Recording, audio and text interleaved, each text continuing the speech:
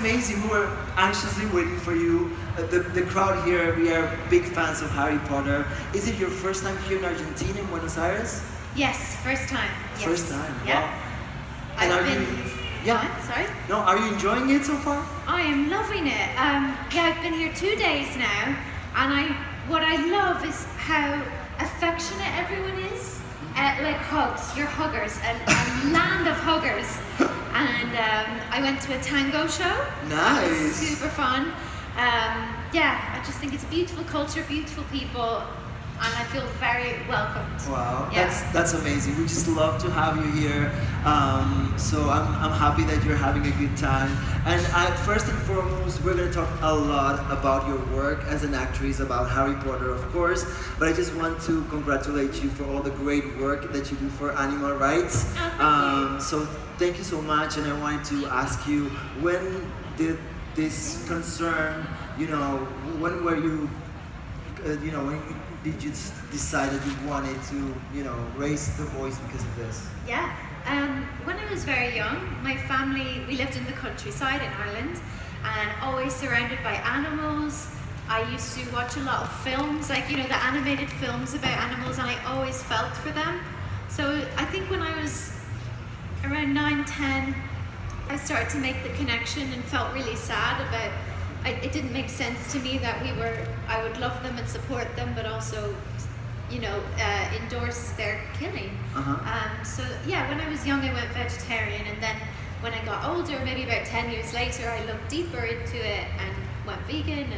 And yeah, it's definitely, it's unusual, especially like I come to cultures like this, and meat eating, same as for Ireland, it's a big part of the culture. So I realize people, it's kind of confronting, but I think it is important. It's one of the biggest issues of our day to confront our relationship with animals. So, and I suppose like Luna, like my character, I've always felt very close to animals, like a spiritual connection, it goes beyond words. So yeah, I feel very happy doing that kind of work and making that choice. Yeah, that's great. Is it hard for you? You said you're a vegan. Is it hard being vegan? It is hard, especially in Argentina with all the asados that we eat, it's meat everywhere. But yeah, and I was going to talk to you about that. That's something that, I can relate to Luna.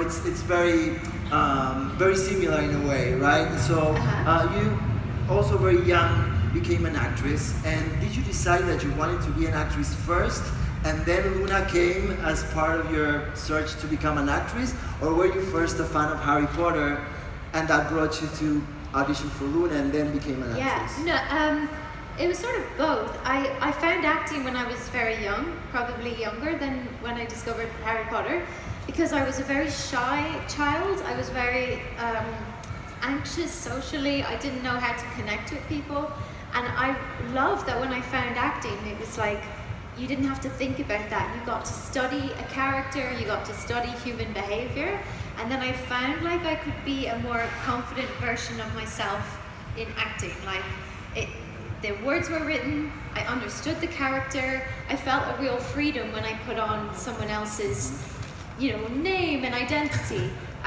So I always wanted to, and then I think the two went hand in hand. I saw the Harry Potter films being made, and I thought, that's the world I dream of entering. And at the same time, I also really wanted to be in the performing arts. So, yeah, a bit of a crossover. At that age as well, you're still figuring everything out. You don't really know what your destiny is. Yeah. That's amazing. And you were also a fan of the books, right? You were a big fan when you were a kid. Yes. What attracted you to the saga? Oh, it was the characters. It was that, I think it was Harry really. It was that he was, when, in his head, you felt like he was such an ordinary person, an ordinary, child, adolescent, young adult. He had this sense of never being enough for his destiny, for he was the chosen one, and he was supposed to be the one to vanquish evil, to save the wizarding world, and he never feels great, he never feels powerful, he actually always feels a bit weird and a bit of a misfit, and he has all this trauma from his parents dying, and I think I just really identified with him, that, I had a desire like him to do good things in the world, but I felt so ordinary, and I love that he sort of managed both of those feelings. Yeah. That's great. And I read that you actually went to an open audition for the part of Luna. So my first reaction was, okay, so there must have been massive, amounts of people and many, many callbacks. But then I saw you, I think in an interview saying that the casting process was actually quite fast, that, Yes. Very overnight you were there sitting with Daniel doing, a screen test. How was the audition process? And as a little girl, how that impacted you? Because it must have been something. Yes, it was very fast. I found out it was because they had already been auditioning for Luna, for that character for months, and they had already narrowed it down to 5 actresses, so I almost nearly didn't get it. Wow. But then I think the producers told me that last minute they said they just weren't sure. I think that I think they weren't sure between the last 5, and so they said, well, let's have an open audition and see who comes in as a last sort of attempt. And I came in, but they were only a few weeks away from filming, so I had my first audition when I met them, and then a week later I had the screen test, and 3 days later I got it. And that is absurdly fast. It's crazy fast for any project, but especially a big budget thing like that. But I don't think I could have waited longer than 3 days. I was dying, waiting to find out, but yeah, it was just all a whirlwind. And how is it for an 11-year-old? You were about 11. No, right? I was 14. Oh, 14, Yeah. okay. But how is it for a 14-year-old girl to go through all that process so fast? It was disorienting, I had to take it just one step at a time, one day at a time, because it was too overwhelming, there was too much to consider. But at the same time, it was sort of a dream that I had been chasing for a long time, I had been writing letters to the casting directors, I even made a little audition tape. So it was like once it happened, I was fully ready to dive in. It wasn't like, there was no regret, there was no sense of, what have I done? Do I even want to be an actor? I was very determined. So yeah, once it happened, I was like, let's go. And I can tell also from watching interviews that you were super determined with being Luna, and that no one had an argument with you. They just saw you and said, this girl is just perfect for the role. Did you do some research? Did you resonate with the character when you were a fan back then, reading the books? Yeah, she was very special to me.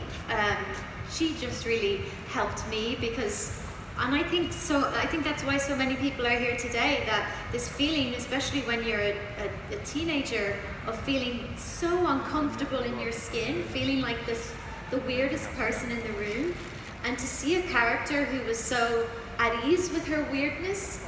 She didn't ever try and stifle how strange she was. She just embraced it. That was like so liberating. And I always felt like the weird child in the room. And so to meet her character in the books, I loved that feeling it gave me. So I think it was more like I'd read the book so many times. I knew her character, I knew her backstory. So the thing I did for that role was just tap into how I felt whenever I read the book.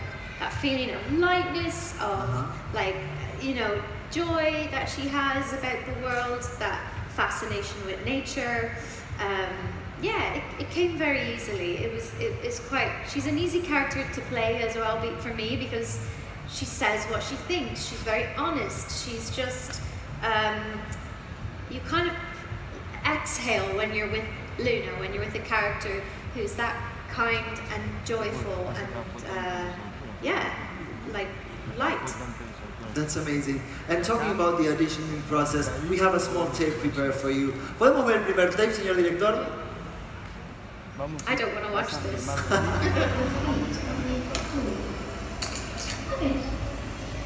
Unfortunately, all my shoes have mysteriously disappeared. Percy, as expected, nervous and behind me. Mistletoe. Good thinking. It's usually infested with novels. Right. I always wanted to be Luna. I loved her. I love Luna. She's so cool. She's so honest with everyone and to herself as well. She doesn't fake anything. She's so in touch with her spirit that she's not really affected by other people the way most teenagers are. Luna's always herself and she's so comfortable with that. Wow, that's I great. feel like it's funny. Like, what is that? 16 years ago, and I'm basically saying exactly the same things. Yeah, I was actually going to ask you, how is it for you? I mean, you must have seen this footage many times before, but when you actually look back and you see how young you were, what makes you feel right now? How do I feel? Trying to think. Do you feel nostalgic? Do you feel proud?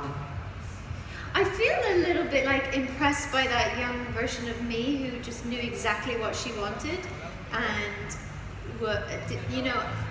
that, as I say, like, I think one of my patterns in life is to sort of question where I am, to not feel comfortable in any room, and to kind of see my younger self in a high pressure environment and just going, yeah, cool, this is where I'm meant to be. That's impressive. I feel like as you get older, almost things get a bit fuzzier. Like, I don't know. There's a naivety of youth that you don't think about the odds. You don't think about how unlikely it is to get that audition. You just think, I'm going to get it.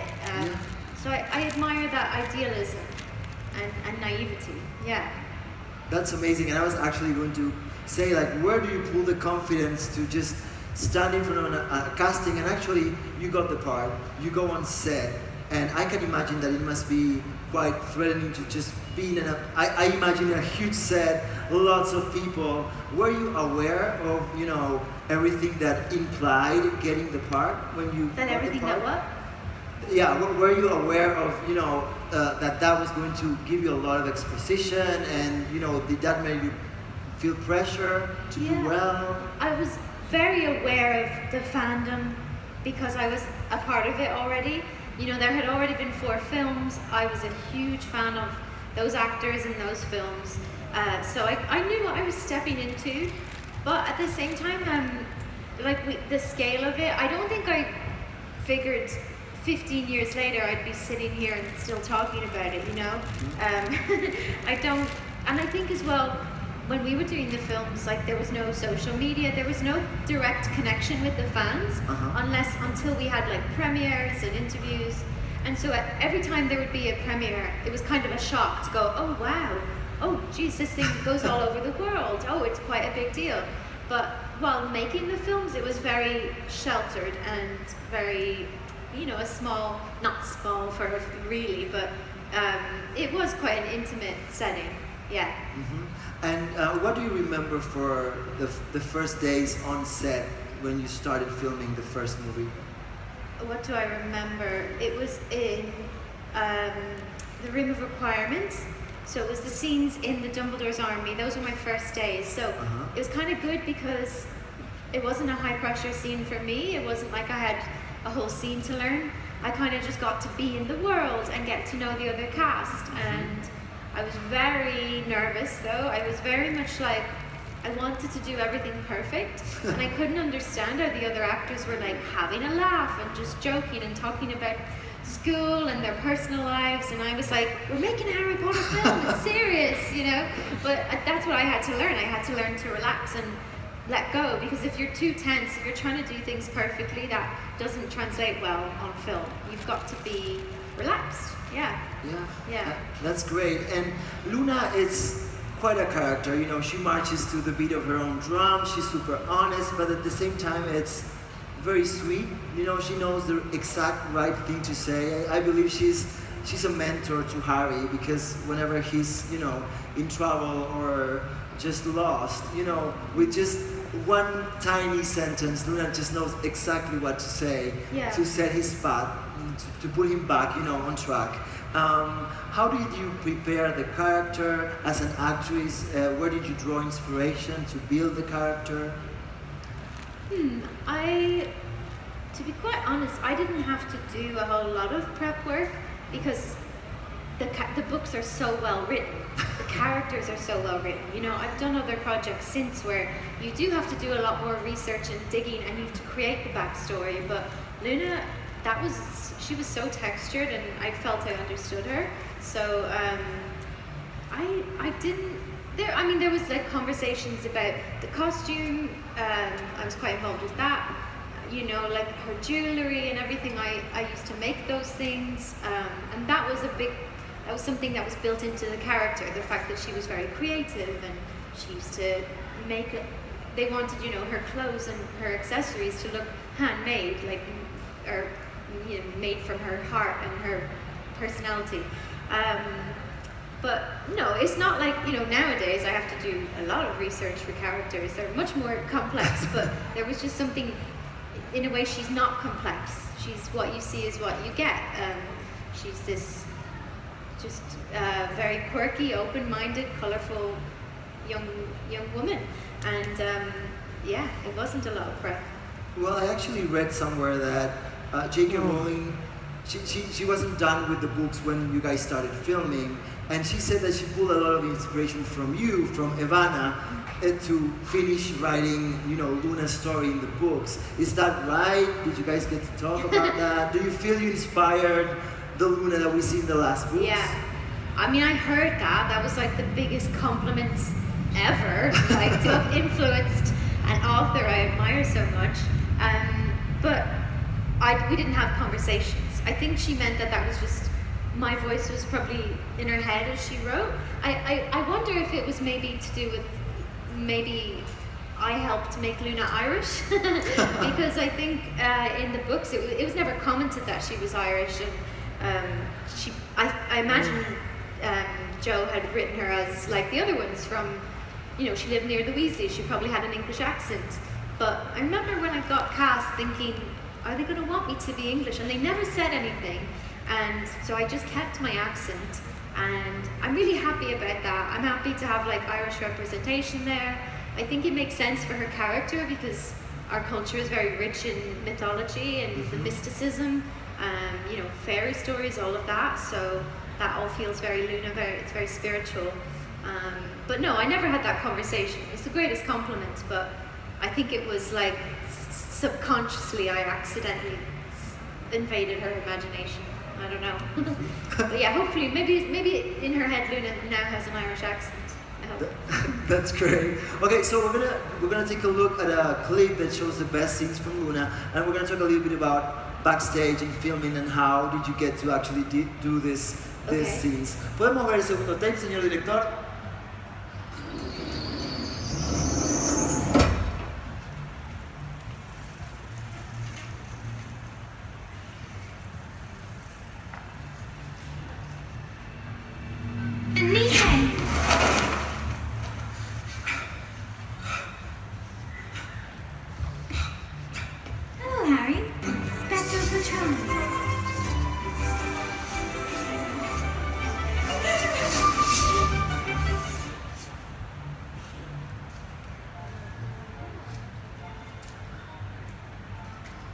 You're not going mad.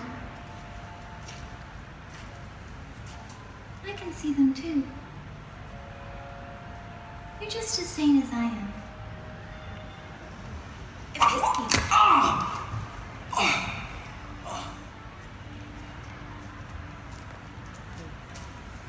Hello, Harry Potter. Your feet. Are they cold? Bit. Unfortunately, all my shoes have mysteriously disappeared. I suspect narwhals are behind it.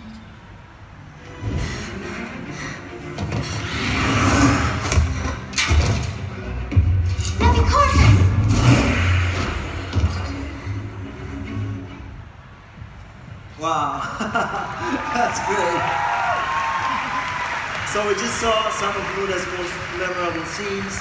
What do you remember, like, if you had to pick one scene that you really enjoyed filming throughout the 4 films, which one would it be? Definitely the wedding, because Bill and Fleur's wedding, because that was where I got to meet another Lovegood for the first time. Luna got a dad in that film, Xenophilius Lovegood, who's played by the lovely Risa fans.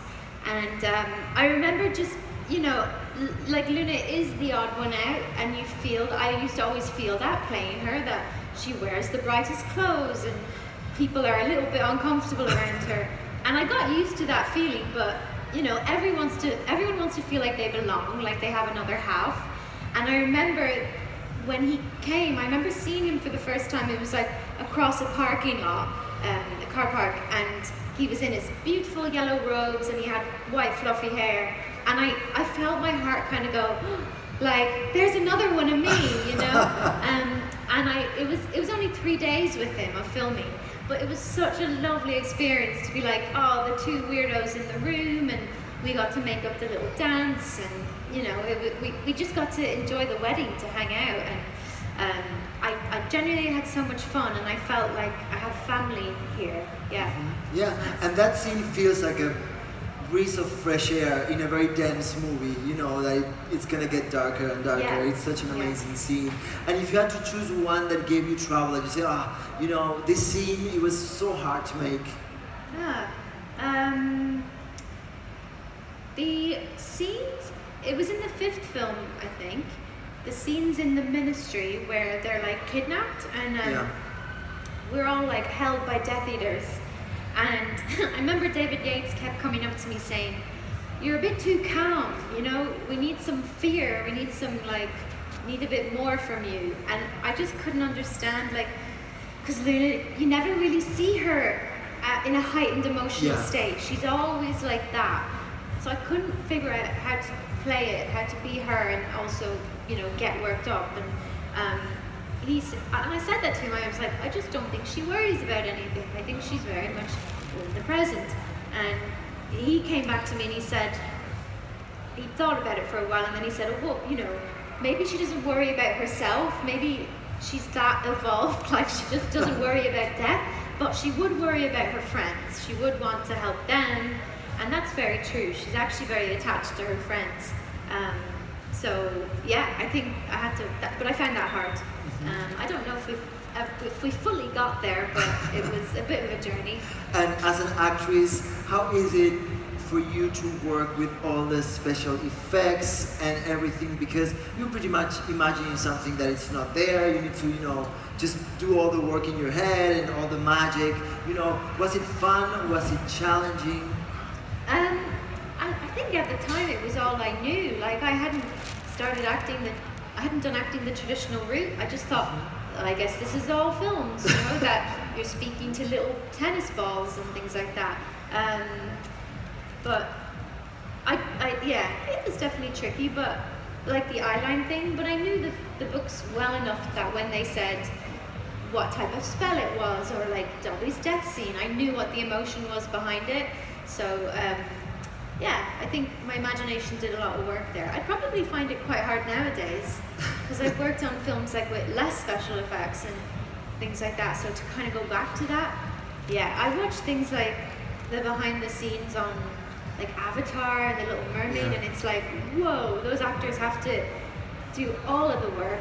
Well, I mean the CGI as well, but like in terms of building what the scene is, it's incredible. It's tough. And how was life backstage? You know, you all seem like you were a good, you know, a team that, you know, you had the chemistry on screen. So were you guys friends off screen?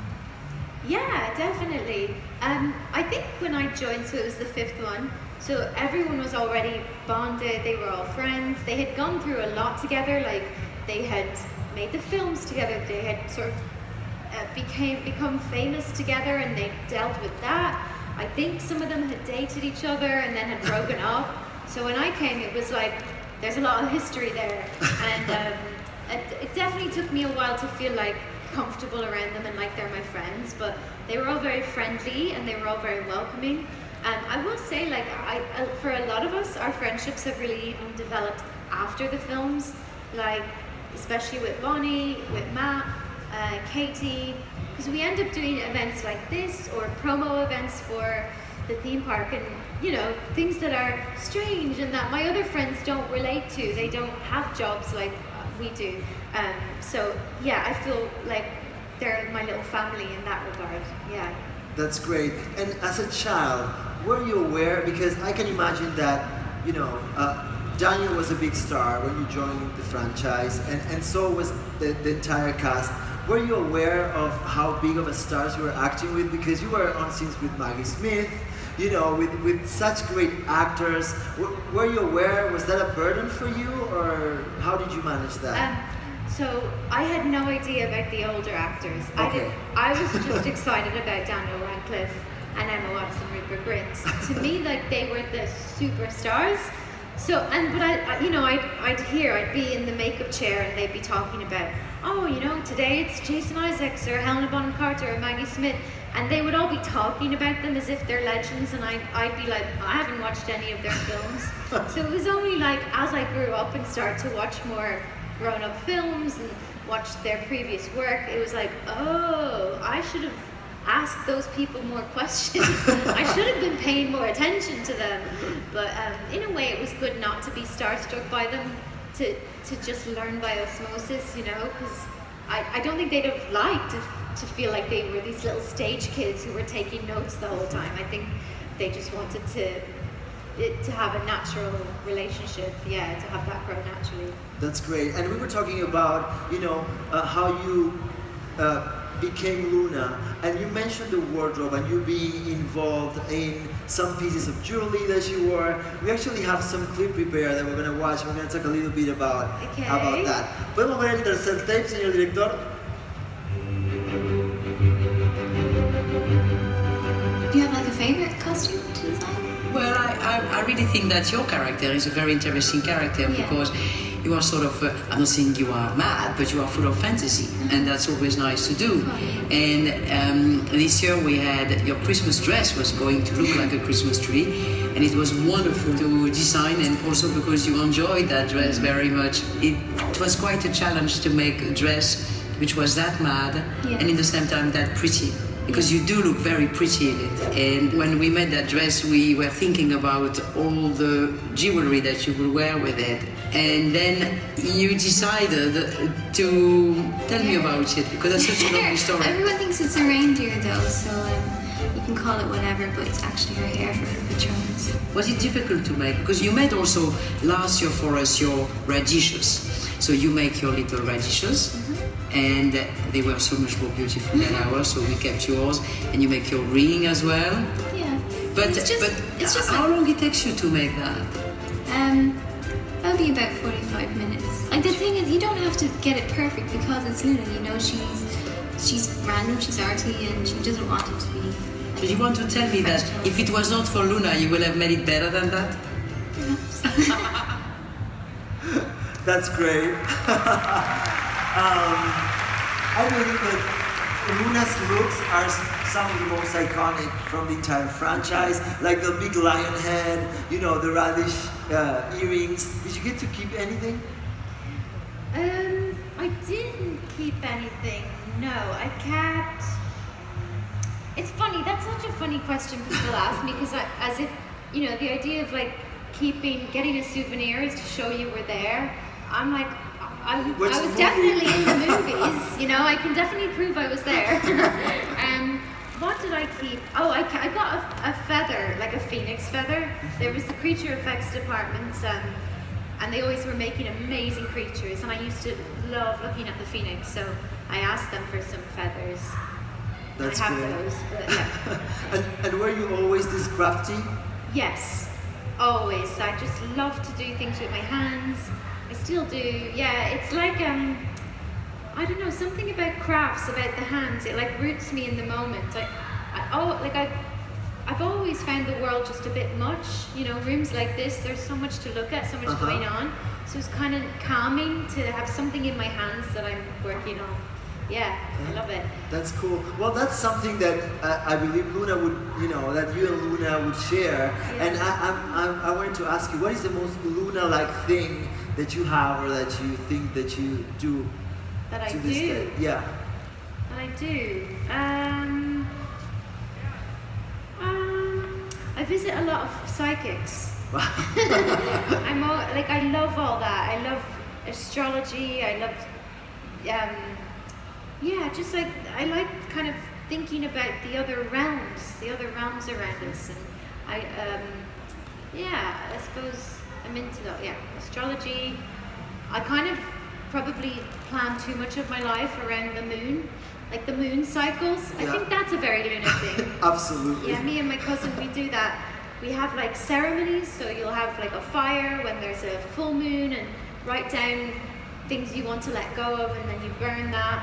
So yeah, I would say I'm very connected to the moon, and I imagine that's quite a Luna thing, quite a witchy thing. Yeah, that's so cool. I was actually going to ask you if you believed in magic. You know, do you? 100%, yeah. A different kind of magic, like the mind magic, that we can conjure images and then we can make them real, you know? And I suppose what I would call magic is energy.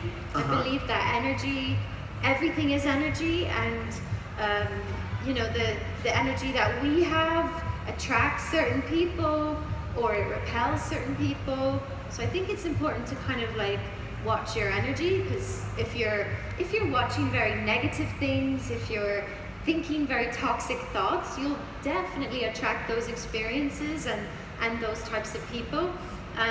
So yeah, but yeah, manifestation, energy. I have a lot of witchy friends who do all these rituals, you know, like with incense or crystals, and I don't go that deep into it, but I know that it's real for them, and I know certain people are more highly sensitized to it. Yeah. Do you believe in magic?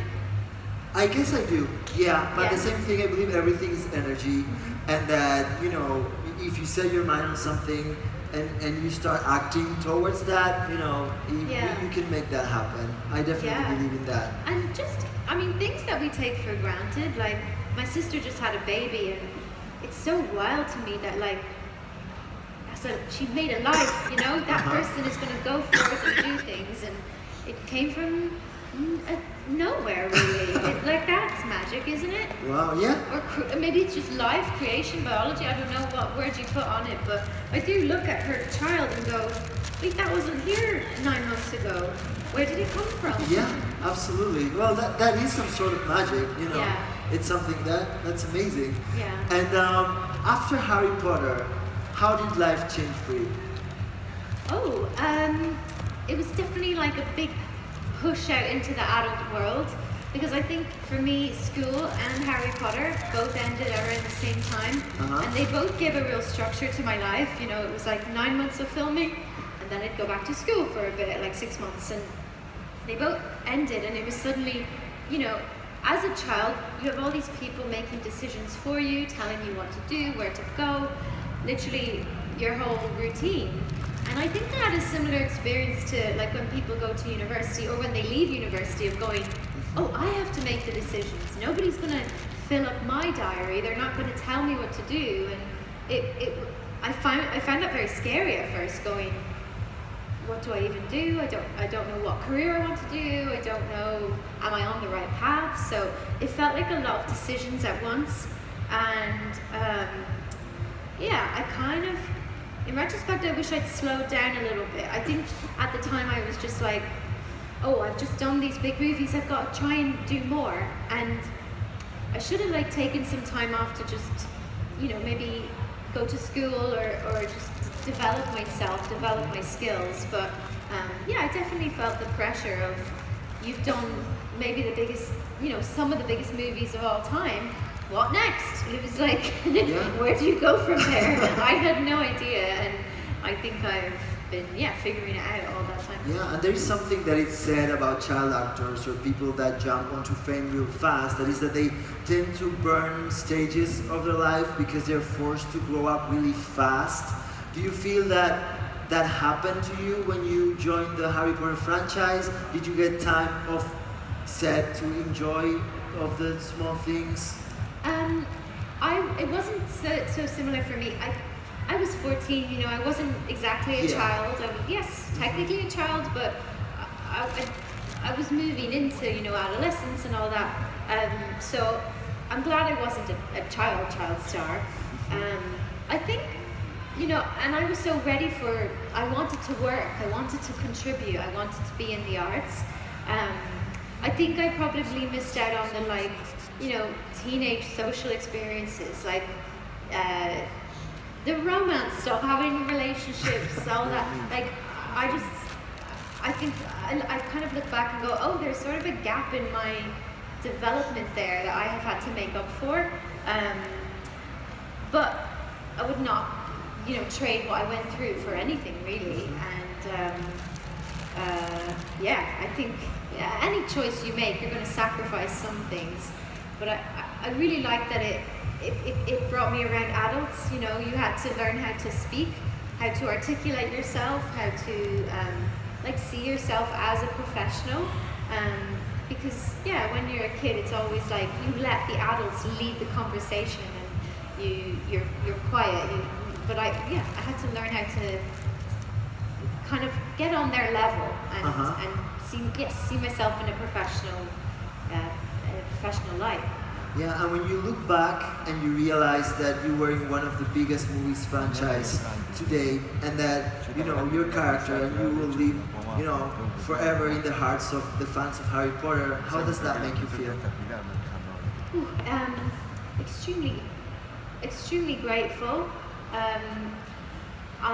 You know, because I still do reread the books. I reread them last year, and every time I do, I love this world. I love the writing. It's not something, even though, you know, I've grown up and gone on to other things, and I